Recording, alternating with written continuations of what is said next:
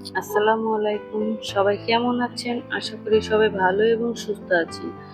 তো এই তো আজকে একটা নতুন ভিডিও নিয়ে চলে আসলাম আপনাদের মাঝে। তো আজকের ভিডিওটা আমি সকাল থেকে শুরু করলাম। তো সবাই আমরা কিন্তু অফ ক্যামেরায় নাস্তা করে ফেলেছি।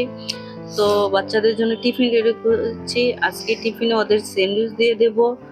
তো আজকে আর আমি স্কুলে যাব না, ওদের বাবাই ওদেরকে নিয়ে যাবে। আর যখন ছুটি হবে তখন আমি যেয়ে নিয়ে আসবো। তো এই তো ওরা বের হয়ে যাচ্ছে, তো ওদেরকে আমি বিদায় দিয়ে দিচ্ছি। তো ওই তো আমার ছোট ছেলেটা বারবার বাই দিচ্ছে, কতক্ষণ পর পর এসে এসে বাই দিচ্ছে। তো এখন ওদেরকে বিদায় করে আমি ঘরের যাবতীয় কাজকর্ম সেরে নেব। এই তো দেখেন ঘরের কি অবস্থা। তো আমি বারান্দাতে ওদের দেখার চেষ্টা করছি, আমার সাথে কিন্তু গুড্ডুও দেখার চেষ্টা করতেছে। তো এই তো আমি কাপড়গুলা ভাঁজ করে নিছি, এখন খাটটা আমি ঝেড়ে নেব, ঝেড়ে তারপর বাকি কাজগুলো আমি করে নেব।